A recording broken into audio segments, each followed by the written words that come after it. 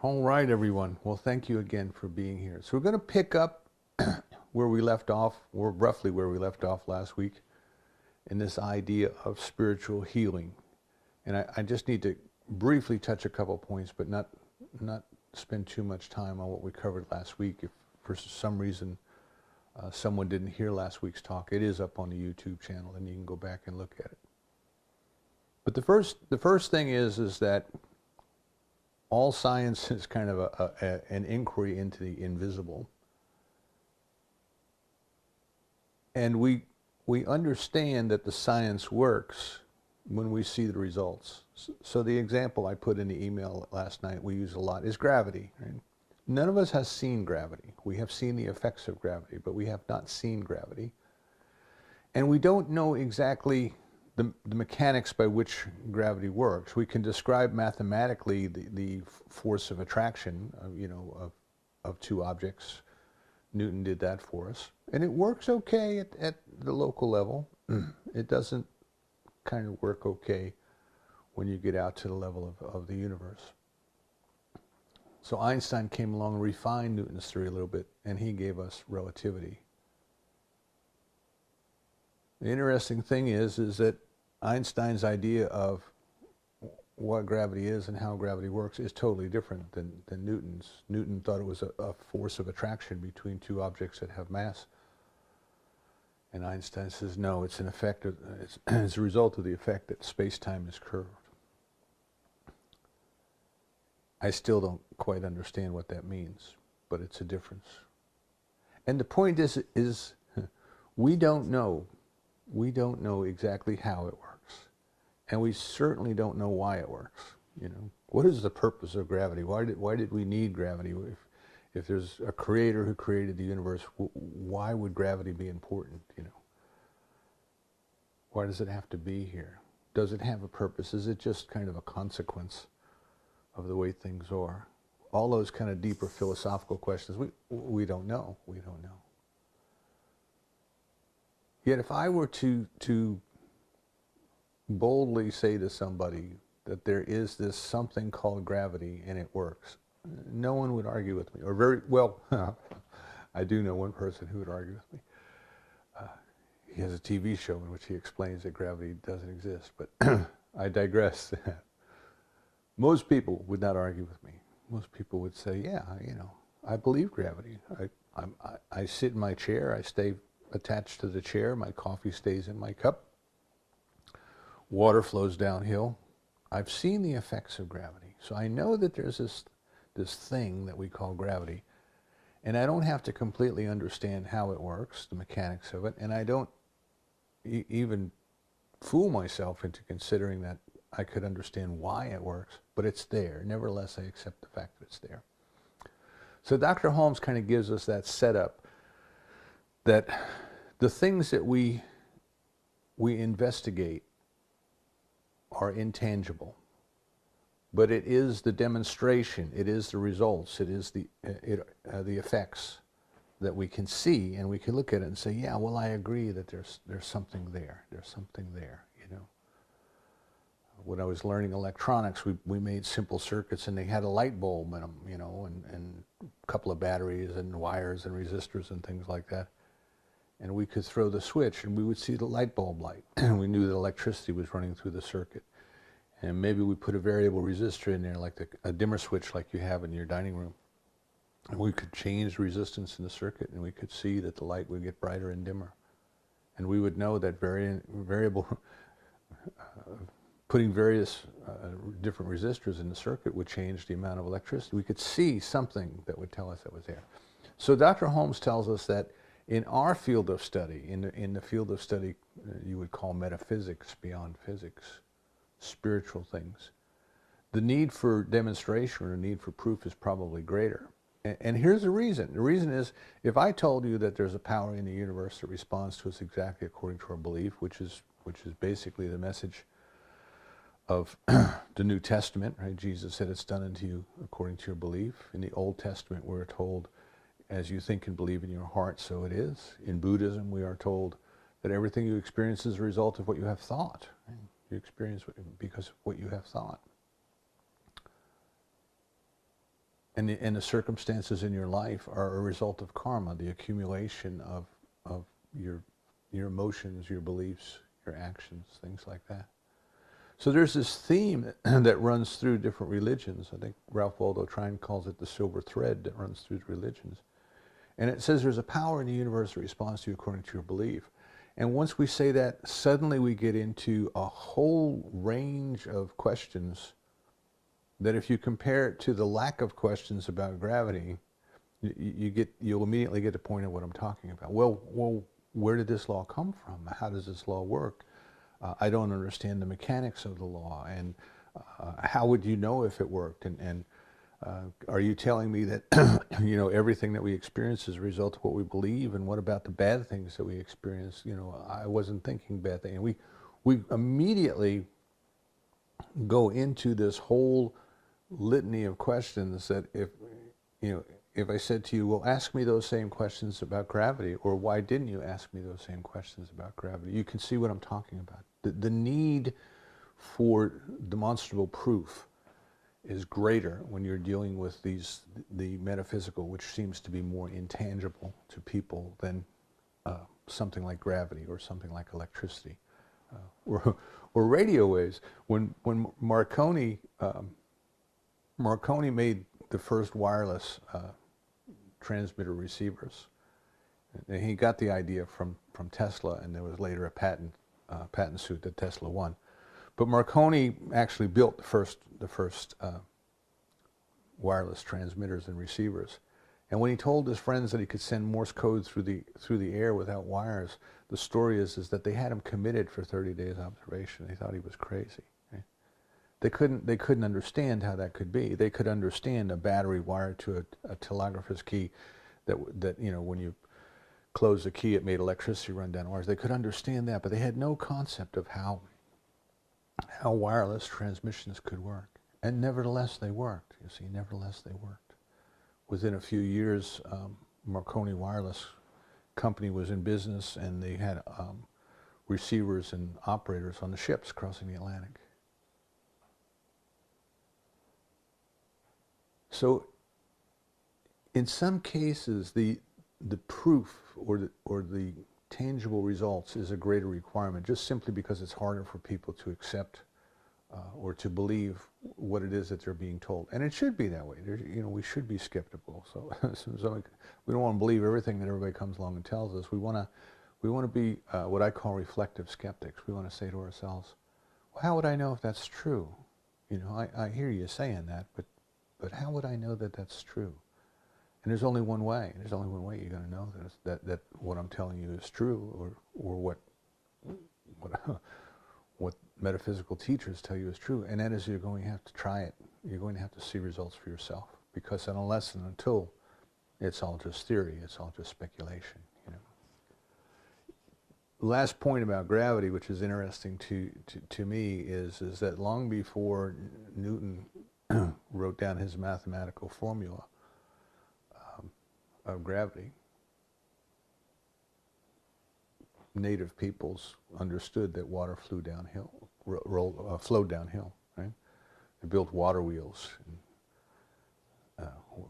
Here in the region that I live in, by Rock Hill, South Carolina, you can still go out to the rivers, and when the river's running low enough, you can see rock weirs that were built by the native people maybe 10,000 years ago, where they piled rocks up in the river and kind of narrowed the river channels so that the fish swimming up and downstream had to pass through a very narrow opening where the fishermen could stand with a spear or a net and capture them. They knew that water was going to come downhill. They didn't have to ask why, they didn't have to ask how. They may have pondered it. But it was enough for them to understand that it flowed downhill. And that's all they needed to know. So once you see the results, that's all you need to know. So that is by way of setup of healing, because what had happened was when the American metaphysical movement kind of got started in this country, it started around physical healings. People would go to a doctor, the doctor would not be able to help them. They would try to seek help someplace else, and they would seek it through alternative religions. And there's a book on the topic, I think it's called Alternative Religion in American Medical Practices. So pretty much people would go out and they would not like the diagnosis, so they would go out and they would seek another opinion somewhere, anywhere that they could get help. And if they had a healing, then they said, "Oh, there's something working here." So that's the importance of it. So what we talked about last week is we have to kind of come back with at least some theory about how this works to satisfy our curiosity, and then we have to have some kind of a technique to use. We have to have some way to experiment with it, you know. So just like I told you, when I was learning electronics, I had a little, we called it a breadboard. It was a little metal chassis, and you could put components on it. But we would wire up different experiments, and we would be able to take a meter, and we would measure the flow of electricity through different parts of the circuit we had built. And we had an experiment that we could take the theory, Ohm's law, E equals IR, we learned that basic theory, and then we could actually set up an experiment, and we could measure it. We could change the voltage, we could change the resistance, we could measure the current, and we could see for ourselves that what we were being taught in the theory, we could demonstrate that, we could see that. And then we were satisfied that we knew that, yes, what we were being taught about Ohm's law was accurate. Interestingly enough, with that, once you get into quantum physics, the whole theory on which Ohm's law works is kind of, well, maybe it works that way, maybe it doesn't work that way, but it works that way when you're looking for it to work that way. The point is we know just enough about it to make it work. We know just enough about it to make it work. I tell people I used to repair TV sets when they had vacuum tubes in them, you know, and I knew just enough about how vacuum tubes worked to understand how a TV set worked. And then later on, when I started to read more, I realized that, you know, I knew just enough about quantum physics to know that what I knew about how TVs worked was wrong. But nevertheless, I could fix a TV, even though I did not completely understand how they worked.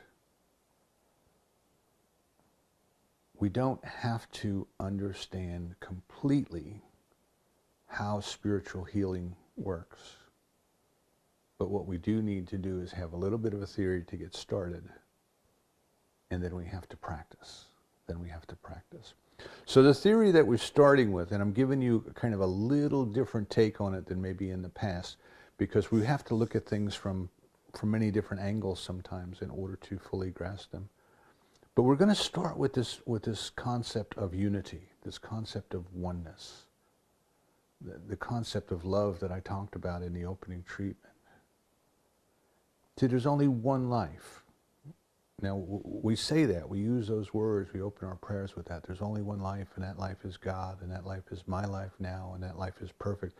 And sometimes those words just become rote. You know, we just can repeat them. But we have to sit with them and think about that. What is the implication? Do I really believe that? Do I really understand that? Do I really feel that? You know, that there's just this one. And that is kind of a key idea, a key concept that we have to work with. See, if we weren't one, if there wasn't just one, if we were all kind of these little separate entities here, there, and everywhere, then how could it possibly be that I could do a treatment for you, or I could do an affirmative prayer for you, if you prefer to call it that, and then you experience a healing when you're 1,000 miles away, you see? But we're all one. We're all connected. We're all connected through the unity, through the oneness. Carl Jung called it the collective unconscious. Ernest Holmes called it race consciousness. We're all like little waves on the ocean. And as a wave, we are unique, and we are different, and we can look at each other and we can say, you know, well, you're a taller wave than I am, or you're a bigger wave than I am, you know, or you're moving faster than I am, or all of these different things that, you know, if you could imagine that waves could talk to one another, they would say. But in fact, if you know, like if you go up and take a picture from outer space, it's all the ocean. So we are all unique waves, but we are all just the ocean waving as us. We are the ocean appearing as us. We are this one life appearing as us. That same life is the life of the tree. That same life is the life of the birds. The same life is the life of the food we eat. How is it possible that you and I can eat rice or wheat or corn, which are all forms of grass? You know, how is it possible that we could eat that and our bodies would be able to process it and know what to do if there wasn't something in common between them? In biblical terms, it's where two or more are gathered in my name, here I am. There's only one life. So I invite you to really stay with that idea in your quiet time this afternoon or tomorrow. Stay with that idea that there's just one life. And you and I, we have, in our society, we have grown up focusing on the differences instead of focusing on the sameness, on the unity, on the oneness. And so if we take a dark curtain and we put it over the window and we punch holes in it everywhere, we'll have lots of little dots of light on the floor. They all look different. They all look unique. You know, the hole might be more jagged than others. But there's only one light. There's only one light. So we start with this idea, this concept then, that there's only one life. And we are each an individualized expression of that one life. And if we can bring ourselves to that, and as I say, that's a key point. I would suggest you take time to stay with that. If we understand then that there's only one life, and you and I are just part of that, we're not separated from it. We're not different from it. We have not been cast out from it, but we are part of it. Then we can understand that what is true of it must be true of us.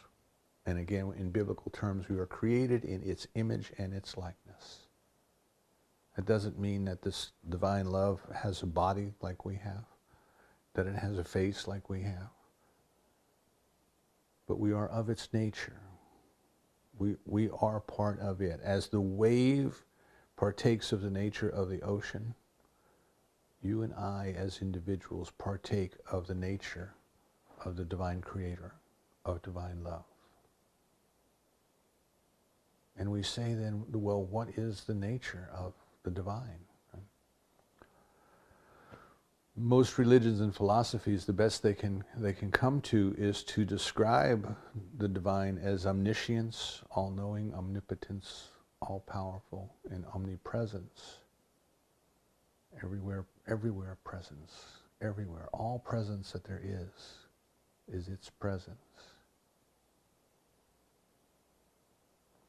But we kind of get down into what Emmett Fox and Thomas Troward and other teachers would call the seven main aspects of God. You know, again, God is a whole. God is a unity. The ocean is a whole. The ocean is a unity. We call the ocean the Atlantic or the Pacific, depending upon which shore we're standing at when we're looking at it. But there's just one ocean. So we might say that God is love, we might say that God is peace, we might say that God is power, we might say that God is joy.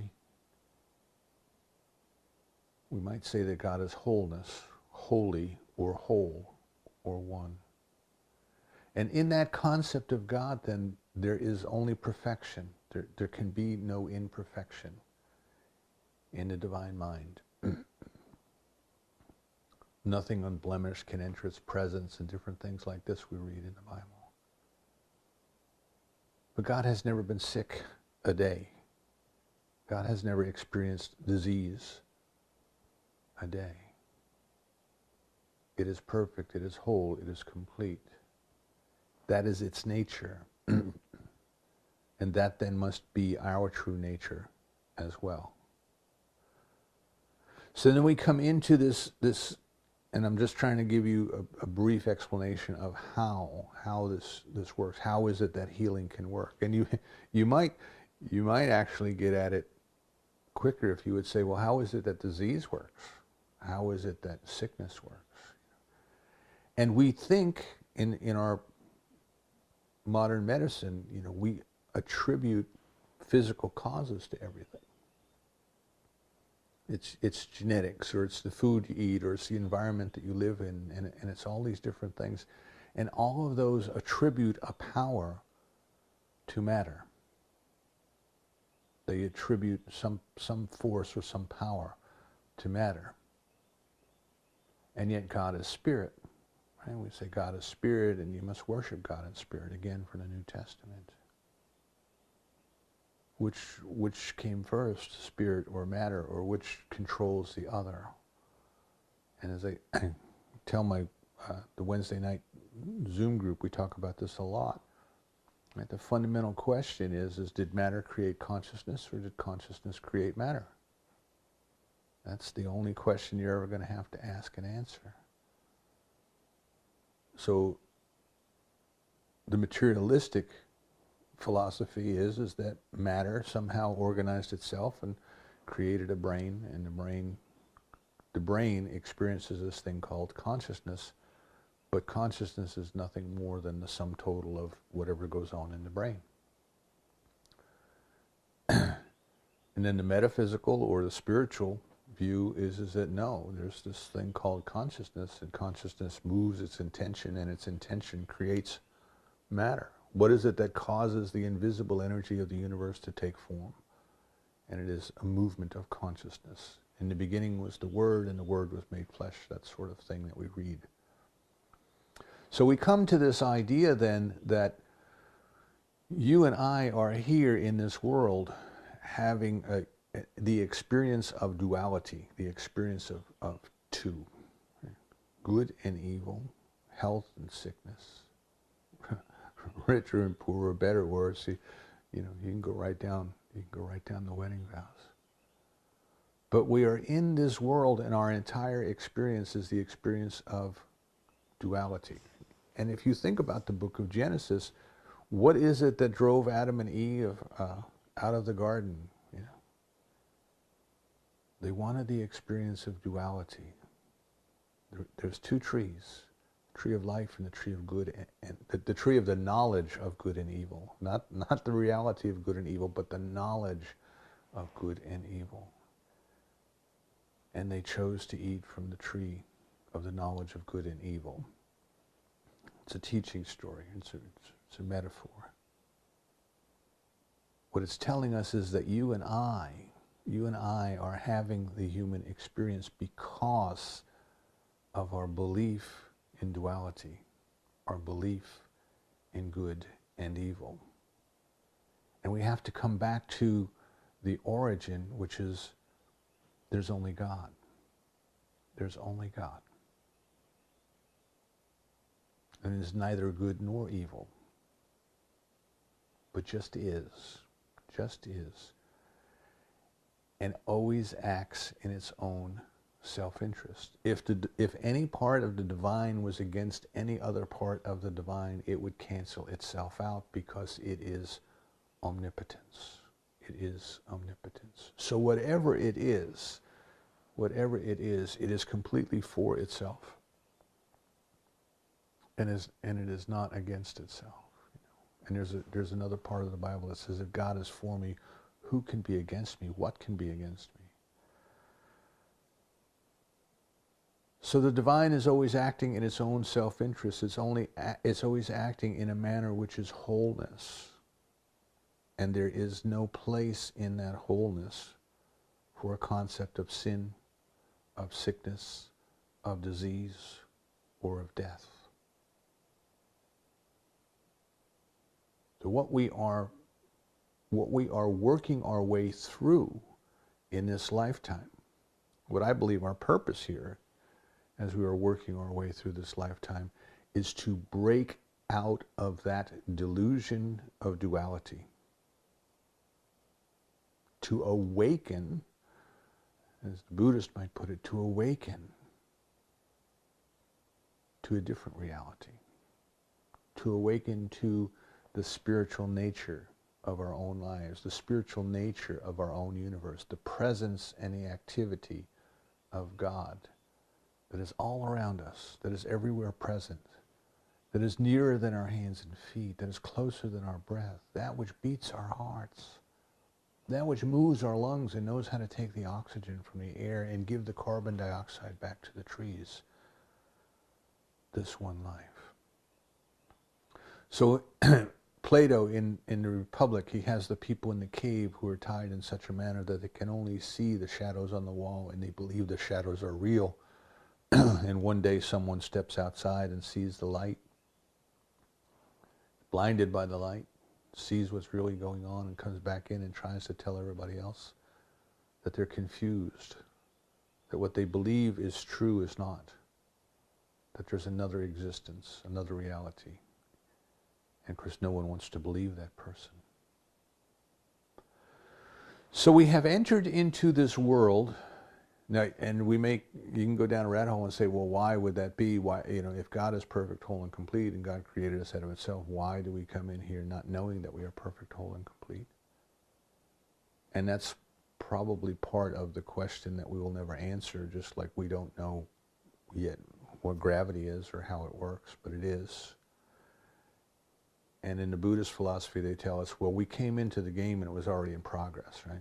So it reminds me of Andy Griffith's comedy monologue. What it was football, about a country boy stumbling into a football game on a Saturday afternoon, had never seen one before, and thought there was a bunch of men just wrestling over a pumpkin, and convicts blowing their whistles. The game has already started. We come into this game and we're trying to figure it out. We're trying to figure out what's going on. So the basis of healing, of spiritual healing then, is that there's only one life. And it is the nature of that one life to be perfect, to be whole, and to be complete.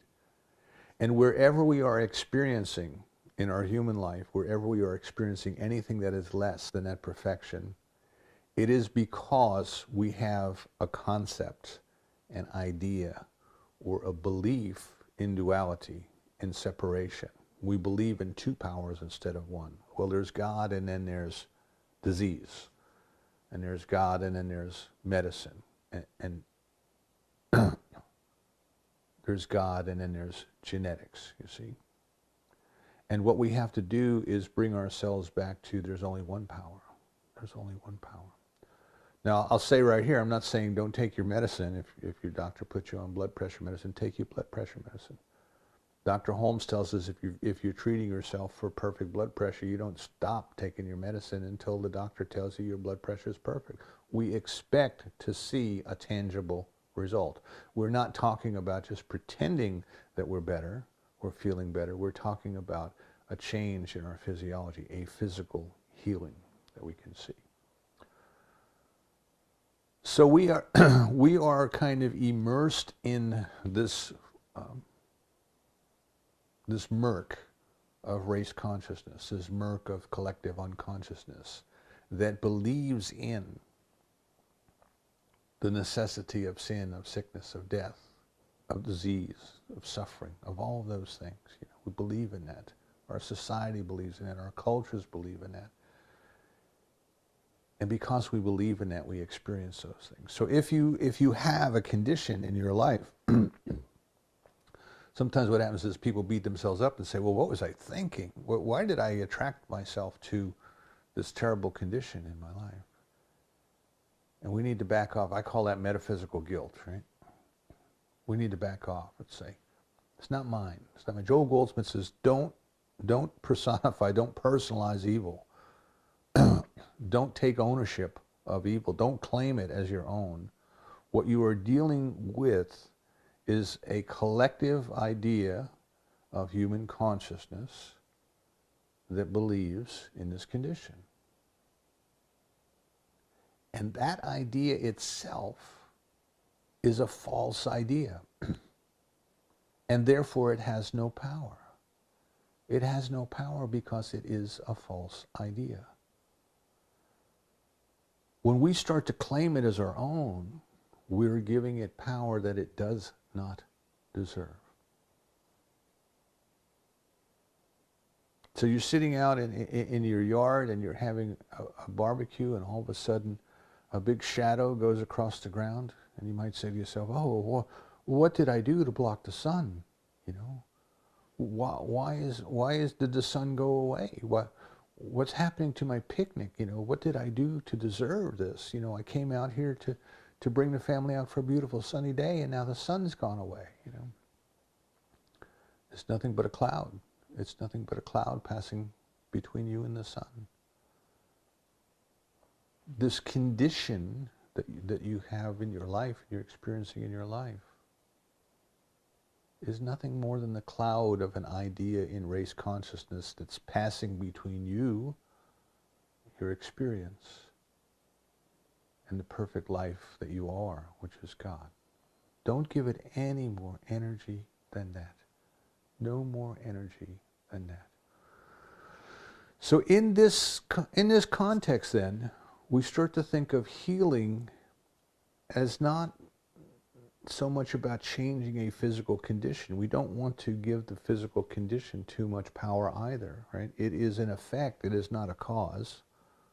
We don't want to focus too much on the effect.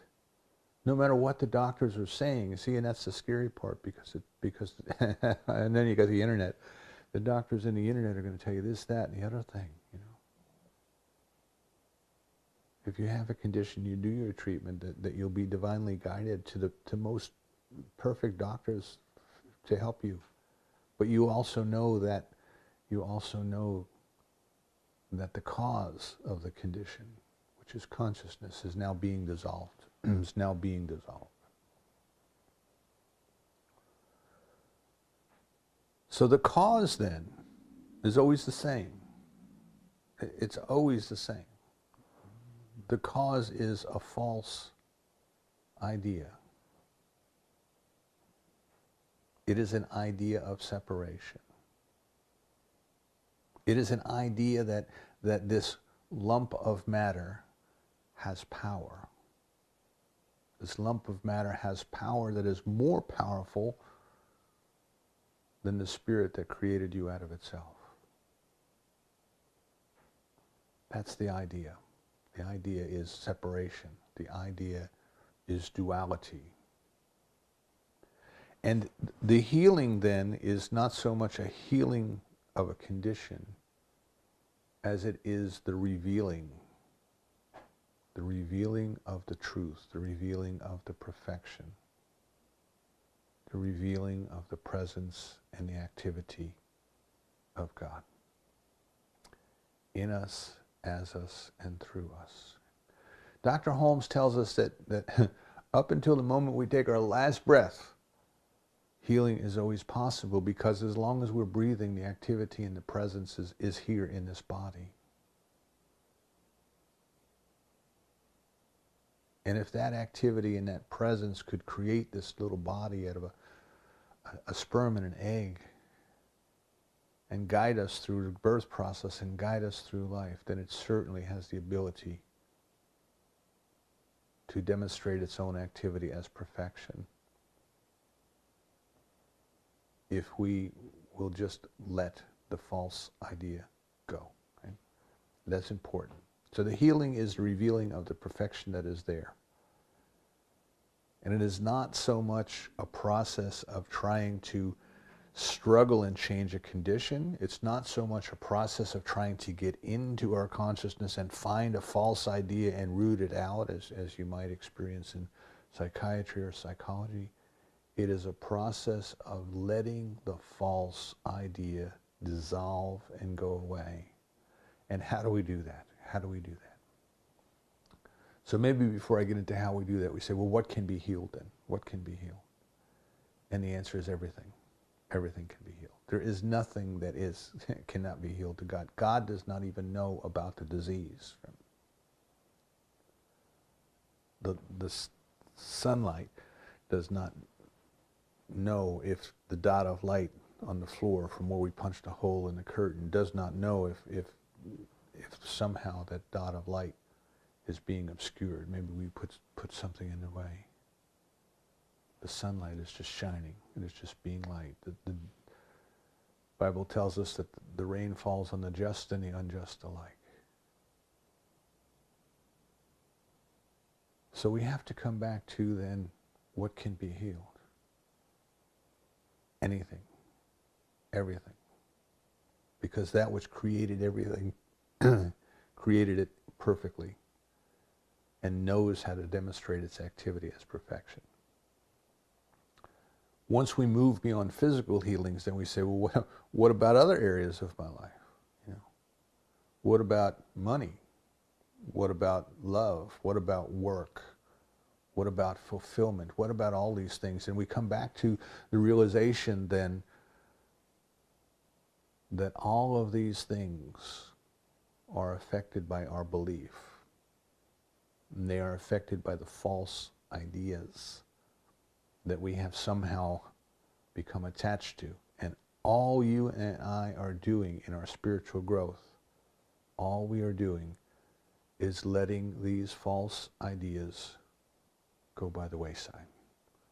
So the technique then, the technique that I want to discuss today, which is slightly different than maybe we've discussed in the past, but we need to try different things. We need to mix up our repertoire, right? Since what we are doing, where the healing takes place is when we move out of the realm of duality and we move into the spiritual realm of unity, is we want to put our mind on the divine, on the one power, on the one presence, and on the one love. Rather than focusing on the condition and trying to give that condition power that it doesn't have, you know. We focus on God.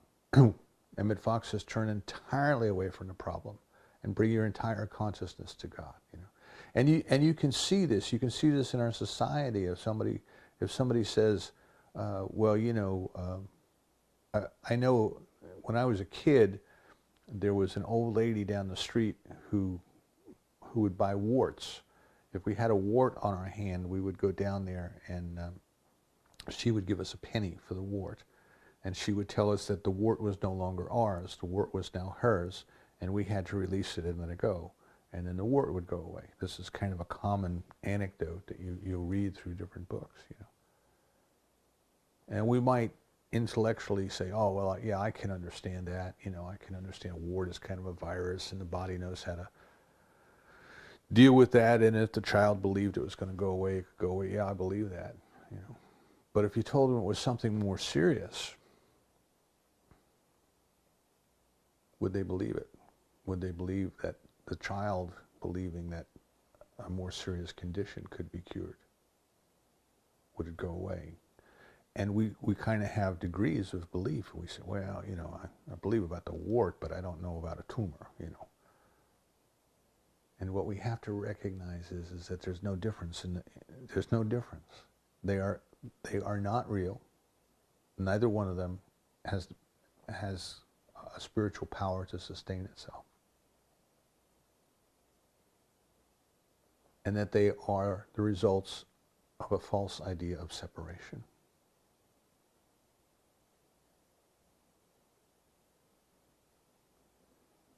And rather than focus on the condition, or rather than try to find that false idea and root it out, we simply turn our attention to God. We turn our attention to God.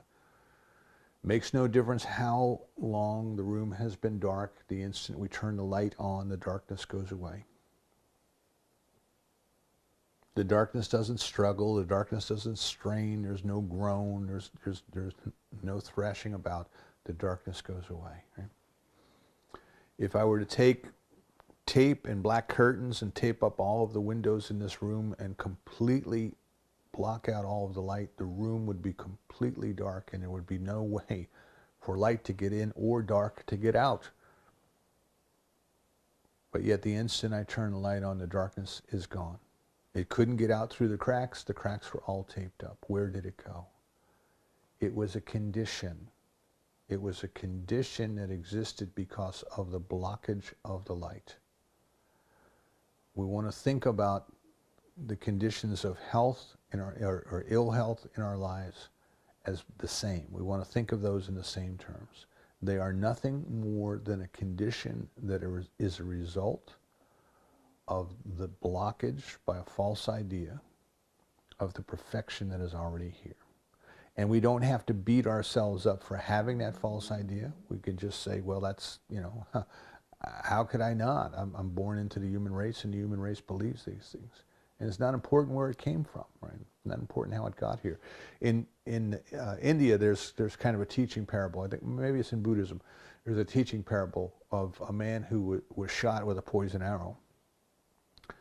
And his friends said to him quickly, we have to go cut that arrowhead out, and we have to get the poison out of your system. And the man says, well, wait a second, before you do that, look at this arrow. Isn't this kind of unique? Have you ever seen wood like this? I wonder where this wood comes from. And the men said, no, you don't understand. We've got to cut the arrowhead out of your body and get the poison out, or you're going to die. And the guy said, wow, look at these feathers. Look at the feathers on the tip of this arrow here. I've never seen feathers like that. I wonder what kind of bird they came from. And his friends are telling him, you have to let us cut the arrowhead out. And the man says, well, what kind of poison do you think the arrow has on it? I don't know that I've ever been experienced or exposed to poison like that before. Where do you suppose they get that poison? How do you suppose they make it? And the moral of that story is we waste time trying to figure out how and where and why this false idea crept into our belief system. And it doesn't matter. It doesn't matter.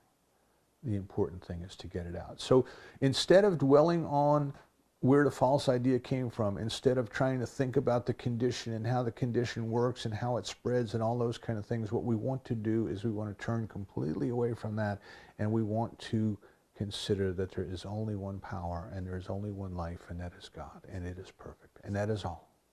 That is all. That is the technique for today. That is all. I just want to be in the presence and experience the presence of God, because when I am in that presence consciously, right, conscious awareness of the experience of the presence of God is the way Dr. Holmes put it. It is that experience that turns on the light, that lets all of the false ideas disappear. We don't have to find them and dig them out and root them. We don't have to go back to when we were 3 years old and we had a trauma. We don't have to do any of that. We have to turn to the light. So kind of the image I have is the one of the little children in the playground when they're afraid of their shadow, If we could just get them to turn towards the sun, the shadow wouldn't bother them anymore. So we want to turn towards the sun. We want to turn towards the love of God. So the practice that we're talking about now, this practice is a practice of just sitting and contemplating the oneness of life. Dr. Holmes tells us that we start out and we start to treat for things, for conditions to change in our lives. And then we find out that there is a power that responds to us according to our belief. But we also become to realize that nothing changes in our life unless we get more of God. He says, with all you're getting, you have to get God. So every time we do our treatment, we are growing in the experience and the awareness of the presence of God. And then there comes a day, he says, there comes a day when we want nothing more than to be at home with the beloved. And that's what I'm talking about here. Make today that day. Make today that day that all I want is to be at home with you. I ask nothing of thee, not even thy love. I only want thee. I just want to sit.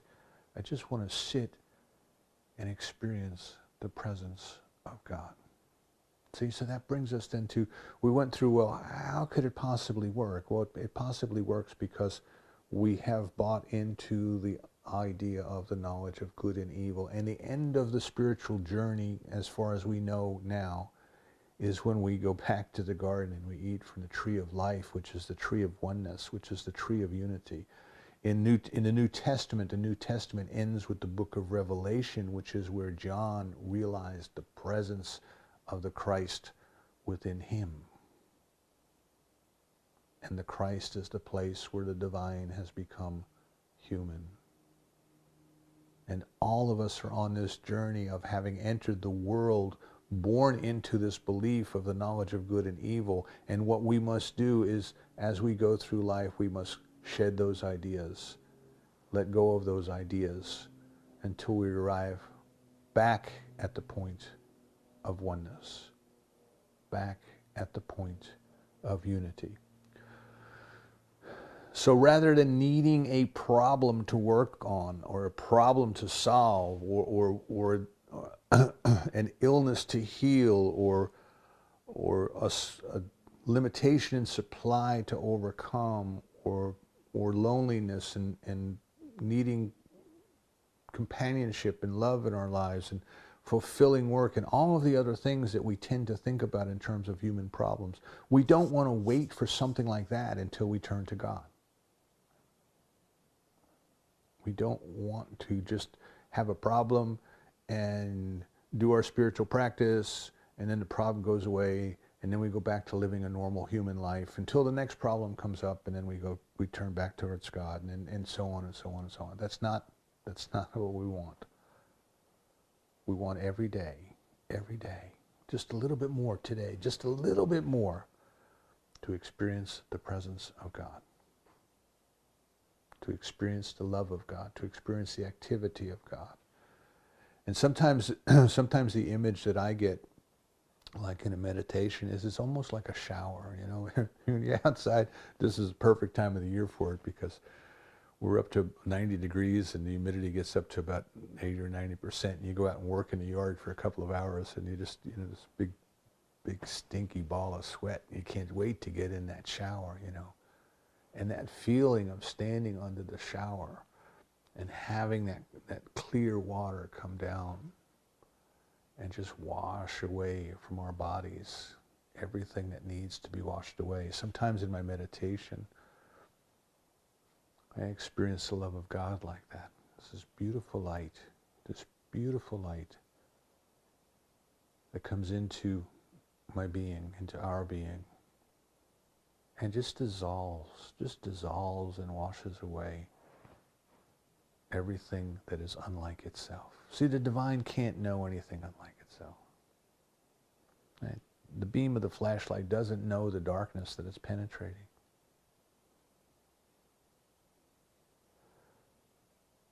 So healing is remembering back to our place of unity, of oneness, of the experience of God. That's what healing is. It is a revealing of the presence and the activity of God.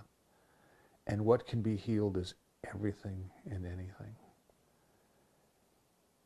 And rather than put our energy into trying to fight the disease, or trying to find the idea that might be the root cause of the disease, what we want to do is just remember that we are one with God. And whatever humanity tells us is a problem has never been a problem for God. And at every opportunity, we want to remind ourselves that there's only one power. Right? So the TV comes on and they say, it's cold and flu season again, and people are going to get sick, and we have to stop ourselves right there and say, no, there's only one power. And that power is God, and it is totally unaffected by what the guy on the TV says. Right? Be a sentry, a sentinel. Protect your consciousness against the ideas of the race, of humanity, of collective unconsciousness that are all around us. And do this as many times a day as you need to. 5 times a day, 6 times a day. Just take a few minutes. So if something comes up and you hear somebody say, oh, well, you know, such and such a disease is going around, such a cold is going around, ain't that awful? You want to stop right there and say, there's only one life, and that life is God, and that life is perfect, and that life is my life right now. And that false idea has no power over me. None whatsoever. So then our spiritual journey becomes less and less and less one of problem solving. Of, as Joel Goldsmith says, you know, we start out and we think, well, can I call God down and use God to make my human condition better? You know, and he says that seriously, you know. And I think about it, and it can be kind of humorous. I think in the movie The End with Burt Reynolds, you know, the movie opens up and he decides he's going to swim out into the ocean and end his life because he's been told he has a terminal disease, and he gets out like 100 yards offshore and he changes his mind and he turns around and he says, God, if you help me get back to shore, I'll give you 100% of everything I make from now on. And now he's halfway to shore, and he says, God, you know, if you help me get back to shore, I'll give you 50% of everything I make from now on. He's bargaining with God. And finally, when he's crawling out of the water, he says, I'll see you on Easter, you know. We do that. You know. We have a problem, and we want God in our lives to solve that problem. But then the problem goes away. We want to go back to being human. And at some point, we have to make the decision. We have to decide, I no longer wish to be human. I wish to open and awaken to my spiritual nature and stay there, And we do that by turning our attention towards God. Goldsmith calls them God breaks instead of coffee breaks, God breaks. So I invite you this day and this week, I invite you to kind of up your practice a little bit or change your practice around a little bit, and just take time to just sit and be with God. Just sit and be, you know. Goldsmith says he just sits and he says, your servant is listening. Your servant is listening. Whatever works for you, the image of the shower of light, whatever works for you, just sit and invite. Invite yourself to experience the love and the presence of God that is already there, that has never left. Right? As the poet says, it is the spark we might be able to desecrate, but we can never extinguish. The love and the presence and the perfection and everything that God is already in you, or you wouldn't even be here. You wouldn't have a heartbeat. So just invite yourself to experience that more fully. Invite God's love to come into you more completely.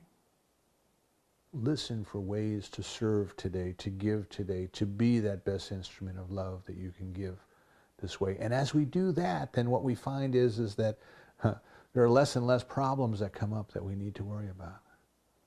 They seem to take care of themselves before they arise. They seem to go away without our having to give them specific attention.